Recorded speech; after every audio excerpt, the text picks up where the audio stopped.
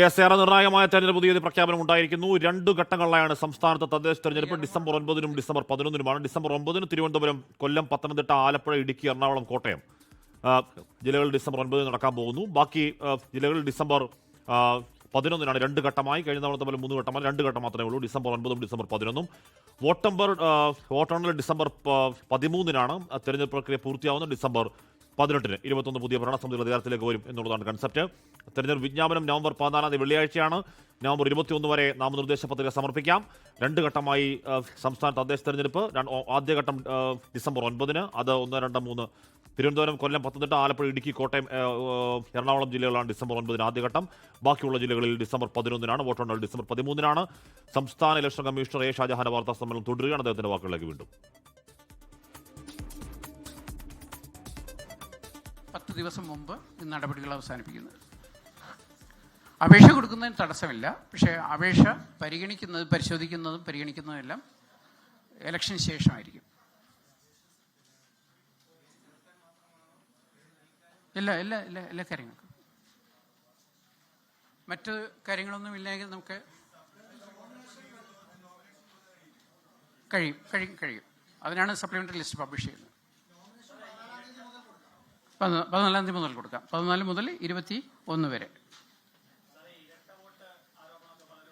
സംസ്ഥാനമേറെ ആകാംക്ഷാപൂർവ്വം കാത്തിരുന്ന ആ തീയതി പ്രഖ്യാപനങ്ങളാണ് ഇപ്പോൾ വരുന്നത്. ഇത് നമ്മൾ നേരത്തെയൊക്കെ പറയുന്നത് പോലെ കേവലം ഒരു പഞ്ചായത്ത് തെരഞ്ഞെടുപ്പ് എന്ന നിലക്കല്ല കാണേണ്ടത്. അത് നിയമസഭാ തെരഞ്ഞെടുപ്പ് തൊട്ടു മുമ്പ് നടക്കാൻ പോകുന്ന ഒരു ജനഹിത പരിശോധന എന്നൊക്കെ പറയാവുന്ന രീതിയിലുള്ള ഒരു തെരഞ്ഞെടുപ്പാണ്. തദ്ദേശ വോട്ടെണ്ണൽ ഡിസംബർ 13-നാണ്. ഡിസംബർ 13-ന് ആര് ജയിക്കും എന്നത് അടുത്ത നിയമസഭാ തെരഞ്ഞെടുപ്പിൽ ഒരു ക്ലെയിം മുന്നോട്ട് വെക്കാൻ ജയിക്കുന്ന മുന്നണിക്ക് വലിയ സ്കോപ്പ് അവിടെ ഉണ്ട് എന്ന് പറഞ്ഞാൽ ഒരുപക്ഷെ ഈ തദ്ദേശ ജയിക്കുന്ന മുന്നണി തന്നെ ആവണമെന്നില്ല അടുത്ത നിയമസഭയിൽ എന്നിരിക്കുമ്പോൾ പോലും ആ സമയത്ത് തെരഞ്ഞെടുപ്പ് പ്രചരണം അതിൻ്റെ മൂർധന്യത്തിലാകും. രാഷ്ട്രീയ പോലെ അതിൻ്റെ മൂർധന്യത്തിലാകും. അപ്പോൾ കിട്ടുന്നൊരു വിജയം, അതുണ്ടാക്കാവുന്ന ധാർമ്മിക ബലം അത് ചെറുതാവില്ല. അപ്പോൾ അതുകൊണ്ട് തന്നെ ഈ തെരഞ്ഞെടുപ്പ് ഏറെ നിർണായകമാണ്.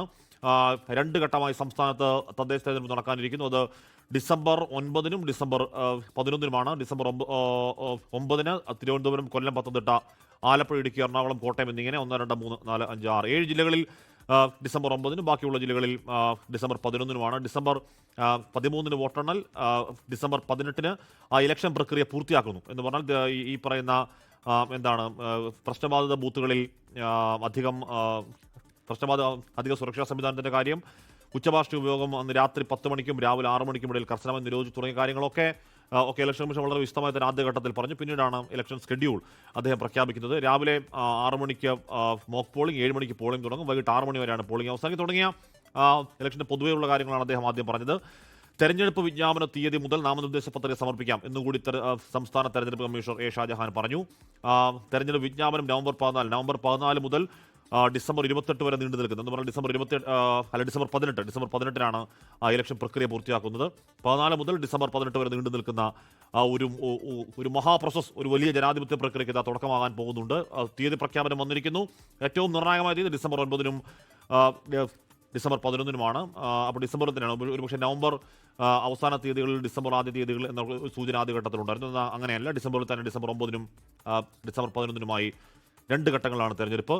ഇനിയിപ്പോൾ ആകാംക്ഷപൂർവ്വമുള്ള വലിയ പ്രചരണ തിരക്കിലേക്ക് ഇറങ്ങാൻ പോകുന്ന മുന്നണികൾ. ഇതിനോടകം തന്നെ മിക്ക ജില്ലകളും സ്ഥാനാർത്ഥി നിർണ്ണയമൊക്കെ മുന്നണികൾ ഏതാണ്ടൊക്കെ പൂർത്തിയാക്കിയിട്ടുണ്ട്. വലിയ പ്രശ്നങ്ങൾ ഒരുപക്ഷെ ആദ്യഘട്ടത്തിൽ കരുതിയിരുന്നതുപോലുള്ള ഒരു വലിയ പൊട്ടിത്തെറികൾ, വലിയ പ്രതിഷേധങ്ങളൊന്നും ഏതെങ്കിലും മുന്നണികളിൽ അങ്ങനെ പ്രകടമായി കാണാനില്ല. ചില രാജ്യങ്ങളൊക്കെ ഈ ദിവസങ്ങളിൽ ചില രാജ്യങ്ങളൊക്കെ ഉണ്ടാവുന്നുണ്ട് എന്ന് പറയുമ്പോൾ പോലും.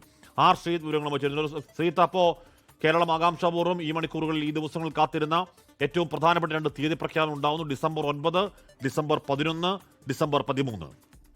ശ്രീത്ത്. ഹാഷ്മി, കേരളം തെരഞ്ഞെടുപ്പിന്റെ ചൂടിലേക്ക് അമരുന്ന ഒരു മാസക്കാലമായിരിക്കും ഇനി ഉണ്ടാകാൻ പോകുന്നത്. തദ്ദേശ തെരഞ്ഞെടുപ്പിന്റെ ആരവങ്ങൾ കൊണ്ട് നാടും നഗരവും നിറയുന്ന സമയമാണ് ഇനി വരാൻ പോകുന്നത്. എന്തായാലും ഇന്നു മുതൽ ഒരു മാസക്കാലം തദ്ദേശ തെരഞ്ഞെടുപ്പിന്റെ പ്രചരണ ചൂടുണ്ടാകും എന്ന കാര്യം ഉറപ്പാണ്. 1-ാം ഘട്ട പോളിംഗ് ഡിസംബർ 9-നാണ് നടക്കുന്നത്. 2-ാം ഘട്ട പോളിംഗ് വടക്കൻ ജില്ലകളിൽ ഡിസംബർ 11-നും വോട്ടെണ്ണൽ ഡിസംബർ 13-നും നടക്കുമ്പോൾ കേരളം അക്ഷരാർത്ഥത്തിൽ തെരഞ്ഞെടുപ്പിന്റെ ചൂടിലേക്ക് അമരുന്നു. രാഷ്ട്രീയ മുന്നണികൾ അവരുടെ ആവനാഴിയിൽ സൂക്ഷിച്ചിരിക്കുന്ന ആയുധങ്ങളുമായി തെരഞ്ഞെടുപ്പിൻ്റെ ഗോതയിലേക്ക് വരുമ്പോൾ കേരളത്തിൽ അക്ഷരാർത്ഥത്തിൽ രാഷ്ട്രീയ ചൂടിൻ്റെ പാരമ്യത ഉണ്ടാകുമെന്ന കാര്യം ഉറപ്പാണ്. ഇവിടെ തദ്ദേശ തെരഞ്ഞെടുപ്പിൻ്റെ ഒരുക്കങ്ങൾ മുന്നണികൾ നേരത്തെ തന്നെ തുടങ്ങിക്കഴിഞ്ഞു. പതിവിന് വിപരീതമായി UDF ആണ് ഏറ്റവും വലിയ മുന്നൊരുക്കം നടത്തിയത്.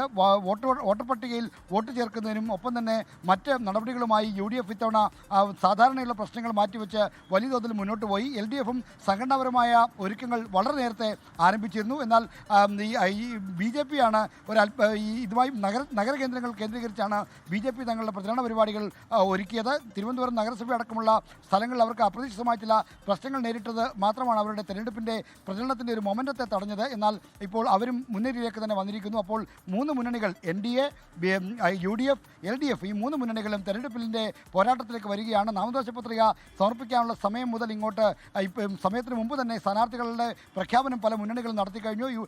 CPIഎമ്മിൻ്റെയും പിന്നെ അതോടൊപ്പം തന്നെ BJPയുടെയും UDFിൻ്റെയും സ്ഥാനാർത്ഥികൾ ഇപ്പോൾ തന്നെ ഏതാണ്ട് ഉറപ്പിക്കാവുന്ന അത് അവരവർ മത്സരിക്കുന്ന സ്ഥലങ്ങളിൽ ആരൊക്കെയാണ് മത്സരിക്കുന്ന കാര്യം ഏതാണ്ട് ഉറപ്പിക്കാവുന്ന സ്ഥിതിയുണ്ട്. അങ്ങനെ തെരഞ്ഞെടുപ്പിൻ്റെ പോരാട്ട ചൂടിന് തുടക്കം കുറിക്കുകയാണ് ഇന്ന് മുതൽ. ലോകത്തെവിടെയായാലും ഏത് സമയത്തും 24 വാർത്തകളും ഓഗ്മെന്റഡ് റിയാലിറ്റി പാക്കേജുകളും എക്സ്പ്ലെയിനറുകളും വിശദമായി കാണാൻ ഞങ്ങളുടെ YouTube ചാനൽ നിങ്ങൾക്ക് സബ്സ്ക്രൈബ് ചെയ്യാം.